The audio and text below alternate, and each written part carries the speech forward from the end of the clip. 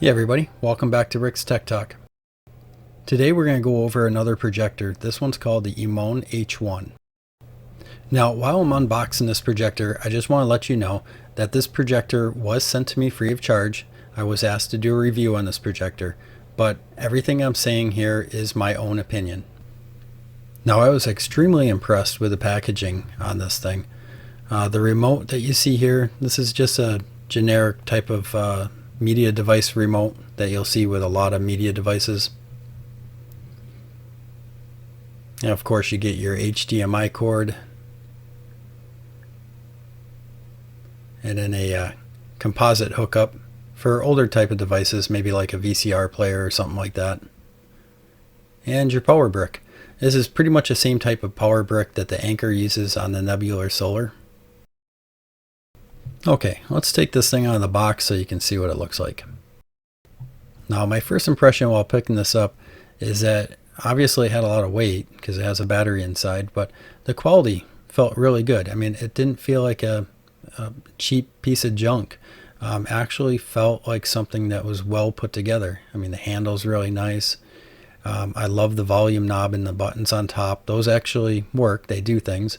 And the volume is the power button, so you turn up the volume. That's how you turn it on and off. And it's a really nice device. You got plenty of hookups on the back, and we'll go through that in just a little bit. And just take a look. It just looks really nice. Okay, so let's go over the specs, and we're going to compare it to the Anker because that's another battery-operated unit. And the Anker is much more expensive at $499, and the H1 is $289. Now the brightness goes to the Anker at 400 looms and the H1 at 250. As for the resolution, they both have a native resolution of 1920 by 1080. Now for the battery power, they both claim 3 hours, and when testing both, the Anker did 3 hours, but the H1 could only do an hour and 30 minutes. Now the contrast ratio on the Anker is 1000 to 1 and the H1 is 3000 to 1.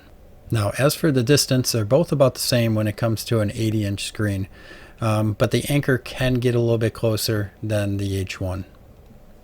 And then we have the image size. I don't know if the H1 could actually do a 250-inch screen, but it could be worth a try.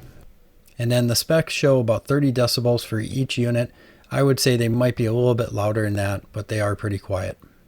Now in the back of this unit, we have a micro USB port, we have a headphone jack, we have the audio video jack, USB port, we have an HDMI, Ethernet, fiber optics, and then we have the DC input. And you also have the Android 9.0 operating system. And all the buttons on the top actually do work. And the very last button, you can see that is a Bluetooth button. So that will put it over to Bluetooth mode. So when you press that, it acts like a Bluetooth speaker. Okay, so let's do a sound test on this so I can show you what it sounds like.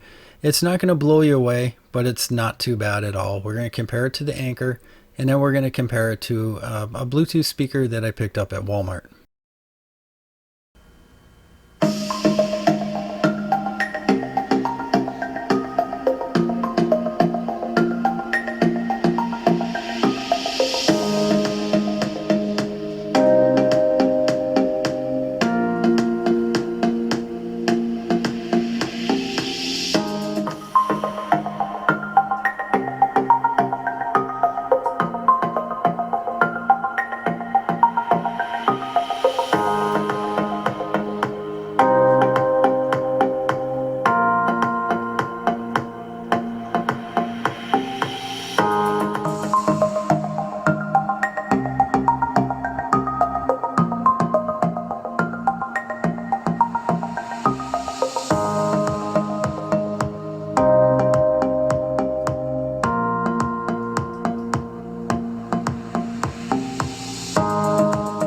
Now it's very obvious that the Bluetooth speaker from Walmart actually has a much better sound.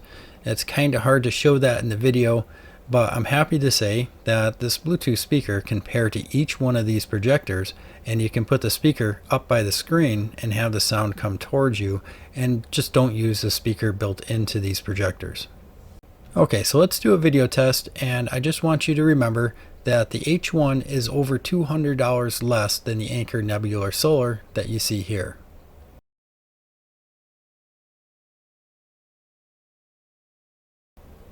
Okay, now we're switching over to the H1 here, and you can see it's not as bright and some of the colors are more washed out.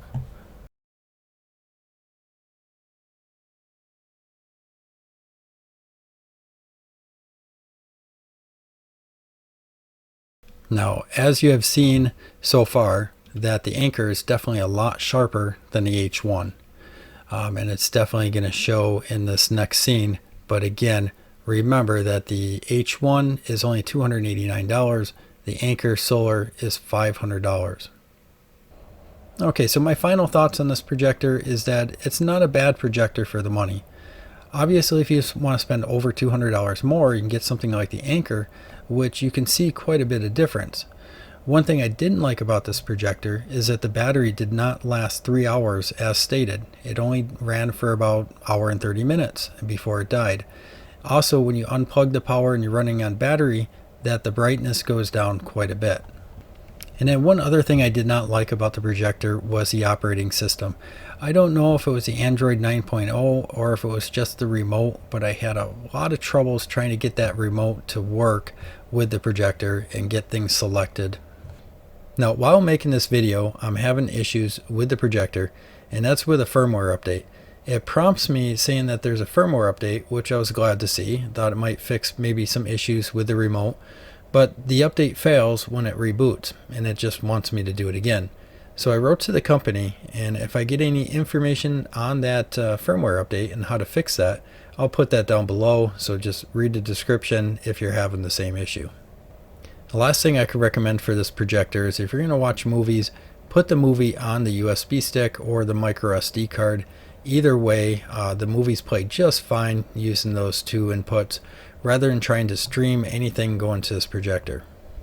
Now, if you're considering buying either one of these projectors, I'll have links down below. The Anker link is an affiliate link. The H1 is not, just so you know. I do have to disclose that. And please give me a thumbs up and subscribe to the channel. I really appreciate it, and it helps us out. And thanks for watching. Have a great day.